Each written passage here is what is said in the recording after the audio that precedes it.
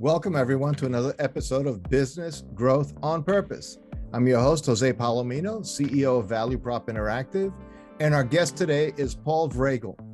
And Paul works at a firm, his company, forabetterbusiness.com, and his specialty is helping organizations implement a process or processes where people, staff, everybody is on board, always looking to seek improvement. And he helps create the safe space for that to happen and develop. And we're going to talk about how that is a practical thing that could be done in any size organization, even a two-person company. So listen carefully as Paul Vragel joins us today on Business Growth on Purpose. Well, welcome, Paul, to Business Growth on Purpose. Hey, Jose, it's great to be here.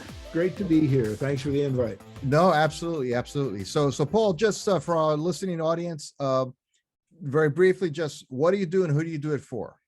So very briefly, what we do is help take companies operationally from here to there in that much time. Okay, I love it. So for those listening to the podcast and not seeing the video version of it, the idea of going from low point to high point in a very short period of time. So I love that. And we'll add a couple pieces to that, heavily implementation based. Okay. And based on a couple simple core principles. The employees are the world's experts at knowing what they actually do every day. And 90% of the issues that waste time and money and produce poor results in a company are embedded in how all of those processes work, which is often different than how it's expected that they work. Management can benefit a lot from what they don't actually know. Wow. So that's interesting because when we get into a conversation on process improvement, continuous improvement, all those type of terms there, a lot of times I've run into in the small to mid market, in especially manufacturing, contract manufacturing, and so on, they understand the need for processes as it relates to making the things they make. But on the broader sense of how we kind of ways of working, how we operate our business, things like that, they kind of view process work as being the work of big companies. So Paul, I like your sense of like, just where does the kind of work you do, where does that kind of orientation towards figuring out processes, is there such a thing as a company that's too small where it doesn't really matter, everybody kind of knows what they should do, so they should just do it? Well, there may be expectations even in a small company that everybody knows, but just to share some experience, I worked once with a two-person company, happened to be father and son. They had completely different ideas of how things actually worked. What was the process? What was the best process to use? And those kinds of things I've seen at companies from that size. I mean, all the way through the full spectrum. Wow. So a two-person company, you think, I mean, come on, it's just tell each other what needs to happen and it should just happen. But why doesn't it? What is it, something about how people are wired, or is it something that because we assume we know, and you know what I know, and I know what you know, I think I know what you know, that making those assumptions, breakdowns take place? That assumption is certainly a core piece of it. And as you get a little bit larger, that just makes the problem worse. For instance, you have one person who's assigned to do a particular function. You grow, that involves a lot of attention by management and et cetera. And as you grow, now you've got maybe that job is divided into three people. Well, when it was one person, all that coordination occurred inside one person. Now there's coordination and validation among three people. Maybe never actually explicitly laid out, just, okay, here, now you're going to take this piece and you're going to take that piece. And now we each have a little different understanding of what we're doing. And if you try to integrate that with the rest of the organization, who do I talk to about this? Well, I talk to this person. Well, you actually should have talked about that person. It's not, it's I guess what I call informal process. Okay. And also you get, it seems like in that situation, because misunderstandings often lead to like hurt feelings, people being offended and not wanting to work with one another. So you get other breakdowns that aren't even about the job. Right. And when you have misunderstandings about process, let's just take a simple example. Here's whatever, some issue comes up and one person has a certain idea of how things work and what the problems and opportunities are there. Okay. Second person comes in, same issue, same problem they're trying to work with, have a different understanding of process and also maybe the work and the opportunities. Well, now the two of them, with all goodwill, each one's going to bring the best solution that they can come up with for the process as they understand it. Well, solutions likely to be different. Now, how do we resolve that? Well, how long have you been here? Who do you know in the company? How good are you at arguing on your feet? Right. And pretty soon, we're not talking about the problem, resolving the problem at all. We're getting into all of the issues that you talked about, well, hurt feelings and they didn't listen to me and I had a great idea and it got shot down and I'm not talking to these people anymore. All of those kinds of things. And what's interesting, what came to mind is such a simple, mundane example, but small companies, it could be really significant. Accounts receivable, for example. So also, let's say our accounts receivable days go from 30 to 60 days, using this as a hypothetical. Yeah. One person thinks it's because we're selling to customers who can't pay us on time. The other person says our invoices are very complicated and can't be understood. Those two people, if they try to solve the problem, would solve it radically differently. And they both could be somewhat correct, maybe, or one of them could be very wrong and end up losing some very important clients, which they could have fixed by fixing something at the core that the other person saw. Exactly. And I'll give you a real world example of that. We're working with a company and just through what we do, listen to the people who actually do the work, lay out the process. What we found was they had $400,000 of invoices for product that had already shipped, and they hadn't sent the invoices out yet. Oh, that would affect collections. Exactly. So you really need to get into how does it really actually work?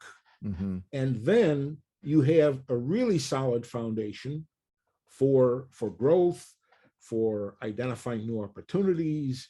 That also builds buy-in, because to get to that level, you need to listen to the people who actually do the work. And so now you really have a solid foundation for growth, and operationally is build capabilities that new sales opportunities. So it's not just what happens within these four walls. You're actually building a capability you can go out in the market and sell. So we had a company that was probably lower quartile in their peer group in terms of performance. Within 6 months, got a 30% doing what I'm talking about here. Go after the underlying process. 30% increase in earnings without firing anybody and without an increase in sales, and ultimately led to, within 12 months, got their first ever business with Toyota. So going Wow. from lower quartile performance in 12 months to first ever business with Toyota, the operating capabilities were what drove that. And that's part of what comes out of this process, understanding and employee buy-in. Well, Paul, now my sense in just talking to you these last few conversations we've had, I could see you being a very calming influence in a situation, and probably get people to really want to talk about their situation and feel, I could see that working very well. I also know some of the CEOs who may want you to come in. Once you're gone, they may not approach everything quite with the same tone, to put it in those terms. So how important is, or what does a leader, and a lot of people listening to this podcast or watching this video are CEO, owner, operators. Right. What should they keep in mind if they're going to try to create this kind of collegial, let's really figure out what the issues are kind of approach?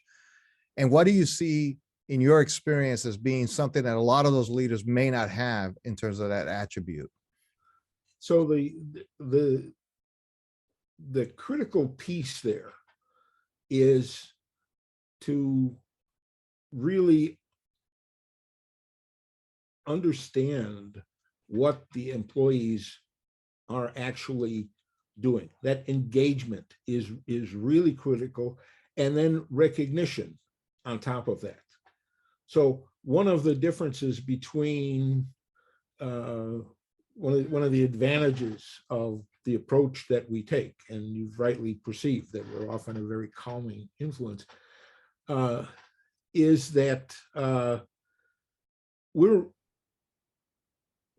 trying essentially to create an environment that is safe for change, and that the employees are, encouraged, motivated to seek improvement.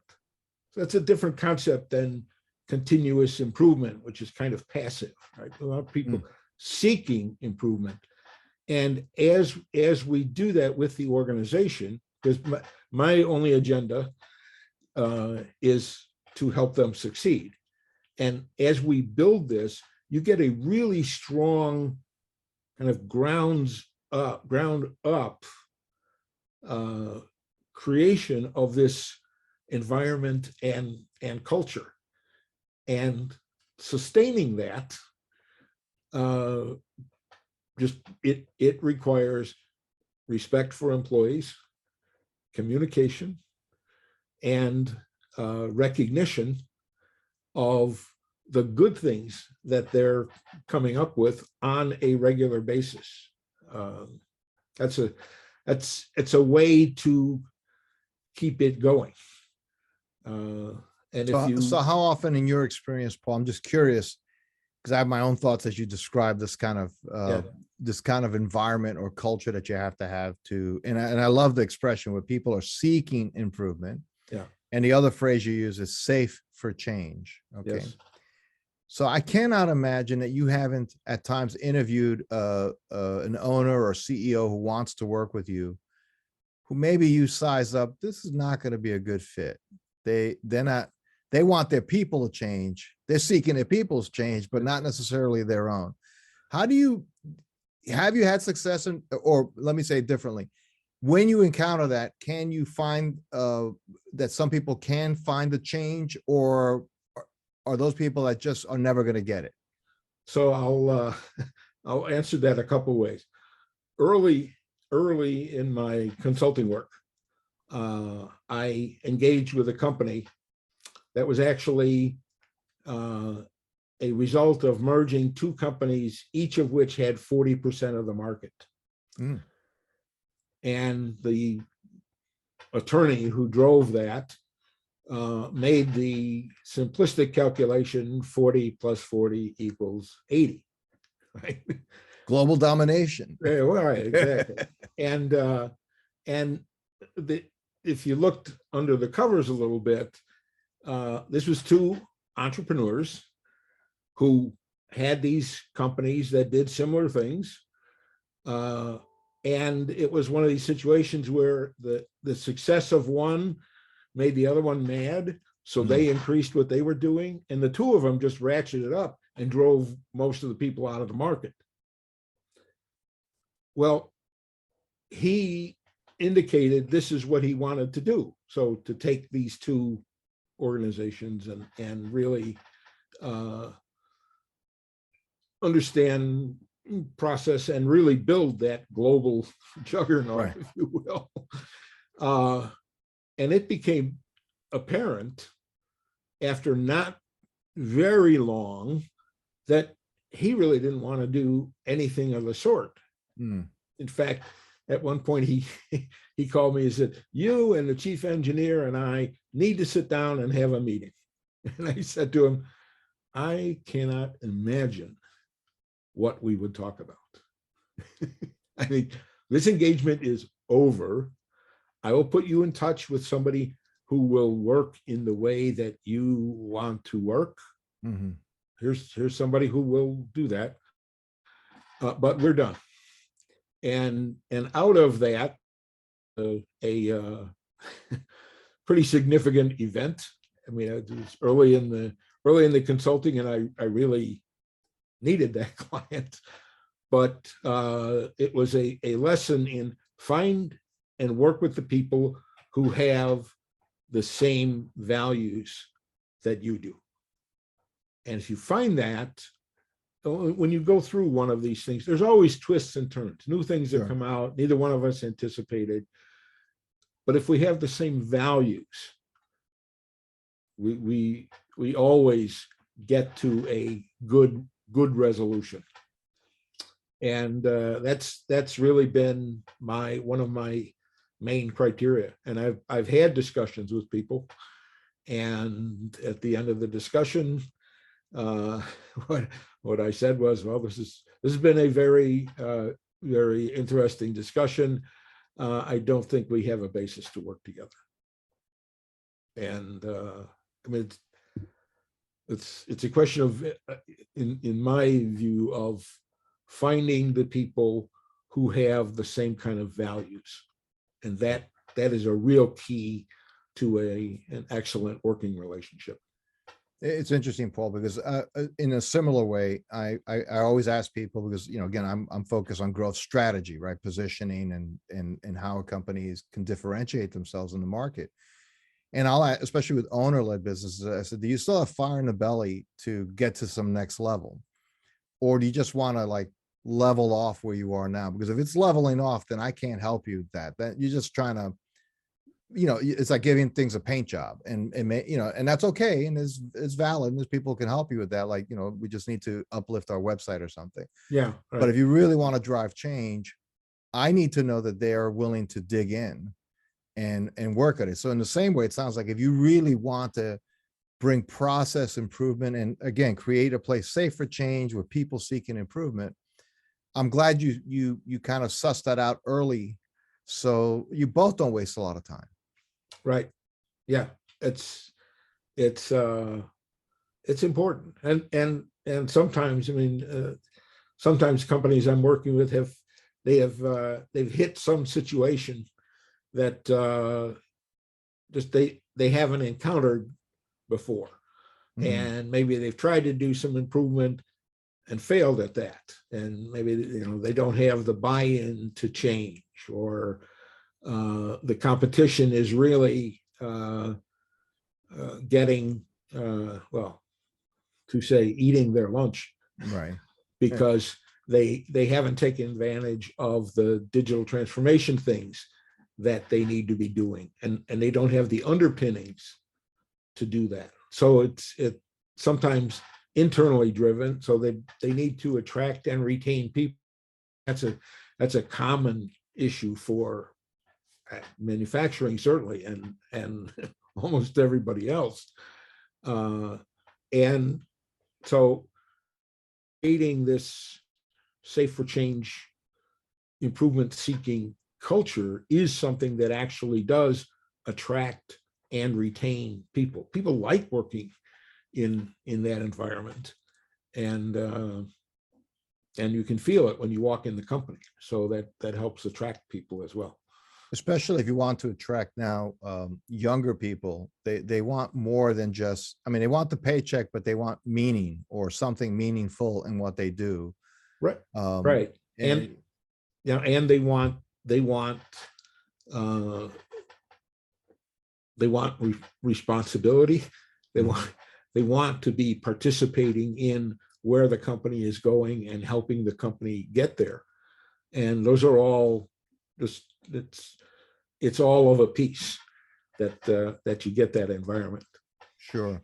So Paul, just as we round out our time, I did want to ask you a question, kind of the other side of that. So one thing is focusing certainly on the leader, the CEO, the leadership team, Right. but in some of these companies, especially those that have been around a long time, they're kind of set in their ways as an organization. They can be stuck in a time warp in some cases. Yes. They just do things the way they do things, and they keep doing things the way they do things. What one or two things would you tell that team if you got to talk to like a company-wide town hall kind of meeting, why they should want to be looking towards process improvement, seeking improve, why that should matter to them? Because they're saying, hey, things have been good for the last 20 years. We're hanging in there. We're all doing okay. Why do we need to upset any apple carts? Well, nobody just walks in one day and the last 80 years have been the same and suddenly says, oh, I think there's usually some kind of forcing event. Okay. They've got issues internally that they haven't been able to resolve. They kind of know that they need to do something, but they never seem to have the time to do it because they're fighting all the internal issues. Or a customer came and said, we're going to go, this new digital map here, and we don't think you can stay with us. So, you have 90 days to show us differently, or you start to get cut off. But so that being said, there's usually some kind of internal or external force. From that,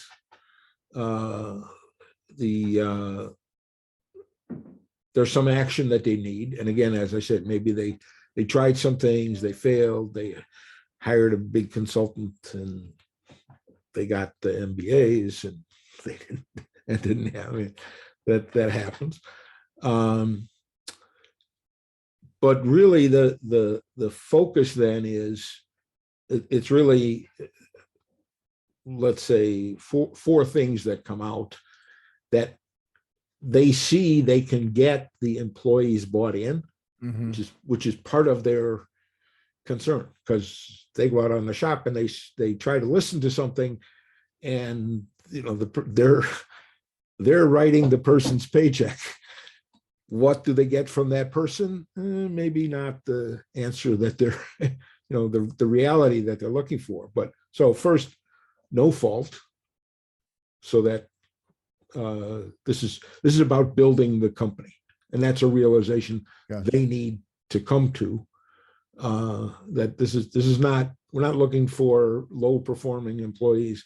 We are looking to build the capabilities that help the company grow. Second, the employees really are the world's experts at knowing what they actually do, and that's a recognition that has to be there.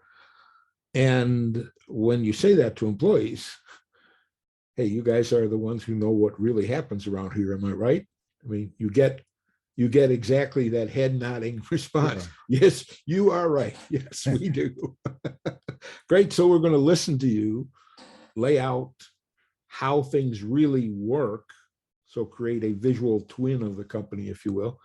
And as we do that, the things that come out are the ones that will really move the needle and to the assembled employees. And by the way, you guys are part of the solution, not part of the problem.